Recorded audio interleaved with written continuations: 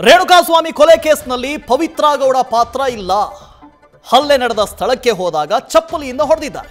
ಆದರೆ ಅದು ರೇಣುಕಾಸ್ವಾಮಿ ಸಾವಿಗೆ ಕಾರಣ ಅಲ್ಲ. ಈ ಪ್ರಕರಣದಲ್ಲಿ ಪವಿತ್ರ ಗೌಡ ಅವರ ತಪ್ಪೇ ಇಲ್ಲ. ಪ್ರಕರಣದಲ್ಲಿ ಪವಿತ್ರ ಗೌಡ ಪಾತ್ರದ ಬಗ್ಗೆ ಸಾಕ್ಷಿನೂ ಇಲ್ಲ. A1 ಆರೋಪಿ ಕೊಲೆ ಉದ್ದೇಶದಿಂದಲೇ ಮೆಸೇಜ್ ಮಾಡಿ ಕಿಡ್ನಾಪ್ ಮಾಡಿದ್ರ. ಹೀಗಾಗಿ ಪವಿತ್ರ ಗೌಡಗೆ ಜಾಮೀನು ನೀಡಿ ಅಂತ ಮನವಿ ಮಾಡಿಕೊಂಡಿದ್ದಾರೆ ಹೈಕೋರ್ಟ್ನಲ್ಲಿ. ಪವಿತ್ರ ಪರ ವಕೀಲ ಸಬಾಸ್ಟಿಯನ್ ವಾದ ಮಾಡ್ತಾ ಇದ್ದಾರೆ. A1 ಆರೋಪಿ ಪವಿತ್ರ ಗೌಡಗೆ ಜಾಮೀನು ಕೊಡಿ ಅಂತ ಕೇಳ್ಕೊಳ್ತಾ ಇದ್ದಾರೆ. ಕಾರಣ ಇಷ್ಟೇ, ಕೊಲೆಯಲ್ಲಿ A1 ಆರೋಪಿ ಪವಿತ್ರ ಗೌಡ ಪಾತ್ರ ಏನೂ ಇಲ್ಲ, ಯಾವುದೇ ಪಾತ್ರ ಇಲ್ಲ ಅವ್ರದ್ದು. A1 ಆರೋಪಿ ಪವಿತ್ರ ಗೌಡ ಈ ಕೊಲೆಯಲ್ಲಿ ನೇರವಾಗಿ ಶಾಮೀಲಾಗಿಲ್ಲ, ಅವರಿಗೆ ಜಾಮೀನು ಕೊಡಿ ಅಂತ ಕೇಳಿದ್ದಾರೆ. ಹೈಕೋರ್ಟ್ನಲ್ಲಿ ವಾದ ಮಂಡನೆ ಆಗ್ತಾ ಇದೆ. ಪವಿತ್ರ ಗೌಡ ಪರವಾಗಿ ವಾದ ಮಂಡನೆ ಮಾಡ್ತಾ ಇದ್ದಾರೆ ವಕೀಲ ಟಾಮಿ ಸಬಾಸ್ಟಿಯನ್. ದರ್ಶನ್ ಮತ್ತು ಪವಿತ್ರ ಇಬ್ಬರು ಲಿವ್ ಇನ್ ರಿಲೇಷನ್ನಲ್ಲಿ. ಹೌದು, ಪವಿತ್ರ ಗೌಡ ಅವರು ಕಿಡ್ನ್ಯಾಪ್ನಲ್ಲಿ ಭಾಗಿಯಾಗಿಲ್ಲ. ಲಿವ್ ಇನ್ ರಿಲೇಷನ್ಶಿಪ್ ಅಲ್ಲಿ ಇದ್ದಿದ್ದು ಹೌದು, ಆದರೆ ಕಿಡ್ನ್ಯಾಪ್ನಲ್ಲಿ ಪವಿತ್ರ ಗೌಡರ ಪಾತ್ರ ಏನಿದೆ? 363 ಅಂತ ಕಿಡ್ನ್ಯಾಪ್ ಕೇಸ್ ಹಾಕಿದ್ದಾರೆ. ಕಿಡ್ನ್ಯಾಪ್ಗೂ ಪವಿತ್ರ ಗೌಡಗೆ ಏನು ಸಂಬಂಧ? ಪವಿತ್ರ ಗೌಡ ಕಿಡ್ನ್ಯಾಪ್ ಮಾಡಿ ಅಂತ ಹೇಳಿದ್ರ? ಅದಕ್ಕೆ ಎಲ್ಲೂ ಸಾಕ್ಷಿ ಇಲ್ಲ. ವಾಟ್ಸ್ಆ್ಯಪ್ನ ಚಾಟ್ನಲ್ಲೂ ಕೂಡ ಪವಿತ್ರ ಗೌಡ ಕಿಡ್ನ್ಯಾಪ್ ಮಾಡಿ ಅಂತ ಹೇಳಿದ್ರು ಅನ್ನೋದಕ್ಕೆ ಯಾವ ಸಾಕ್ಷ್ಯನೂ ಇಲ್ಲ. ಹಾಗಾಗಿ ಕಿಡ್ನ್ಯಾಪ್ನಲ್ಲಿ 363ಯಲ್ಲಿ ಪವಿತ್ರ ಗೌಡ ಅವರ ಯಾವ ಪಾತ್ರವೂ ಇಲ್ಲ. ಹಾಗಾಗಿ ಆ ಸೆಕ್ಷನ್ ಅಟ್ರಾಕ್ಟೇ ಆಗೋದಿಲ್ಲ. ಹಲ್ಲೆ ನಡೆದಂಥ ಸ್ಥಳದಲ್ಲಿ ಪವಿತ್ರ ಗೌಡ ಯಾವುದೇ ಪಾತ್ರ ಇಲ್ಲ. ಅವರು ಆ ಹಲ್ಲೆ ನಡೆದಂಥ ಸ್ಥಳದಲ್ಲಿ ಇದ್ದಿರಬಹುದು, ಆದರೆ ಕೊಲೆಗೆ ಇವ್ರ ಪಾತ್ರ ಏನು? ರೇಣುಕಾ ಫೆಬ್ರವರಿ 2ರಿಂದ ಅಶ್ಲೀಲ ಮೆಸೇಜ್ಗಳನ್ನು ಕಳಿಸ್ತಾ ಇದ್ದ. ಯಾರಿಗೆ? ಪವಿತ್ರ ಗೌಡಗೆ. ಅದನ್ನ ಪವನ್ಗೆ ಹೇಳಿದ್ದಾರೆ ಅಷ್ಟೇ.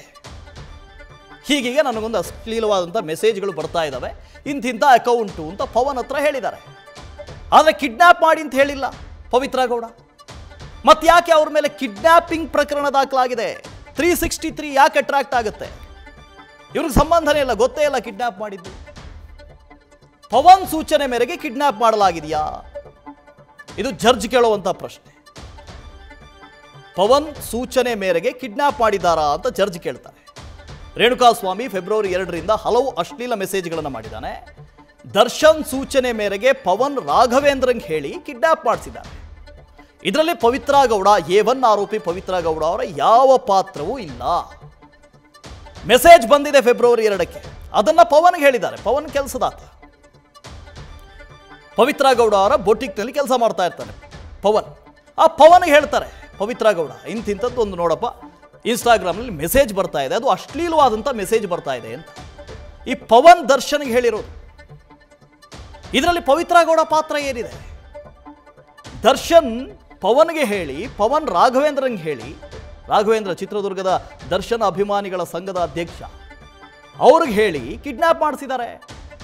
ಇದರಲ್ಲಿ A1 ಆರೋಪಿ ಪವಿತ್ರ ಗೌಡ ಅವರ ಯಾವ ಪಾತ್ರ ಇದೆ ಹೇಳಿ ಸ್ವಾಮಿ ಅಂತ ಕೇಳ್ತಾ ಇದ್ದಾರೆ ಸೀನಿಯರ್ ಕೌನ್ಸಿಲ್.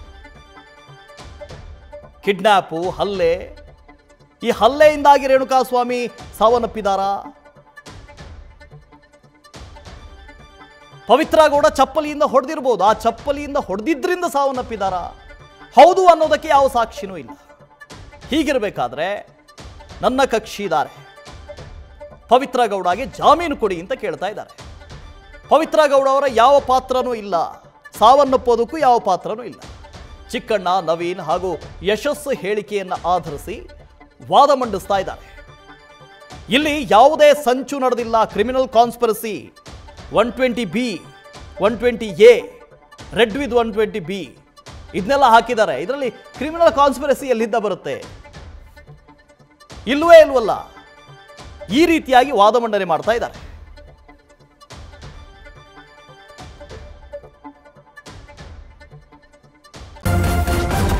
ನ್ಯೂಸ್ ಫಸ್ಟ್, ನಿರ್ಭೀತಿಯಿಂದ ನಿಮ್ಮ ಪರವಾಗಿ.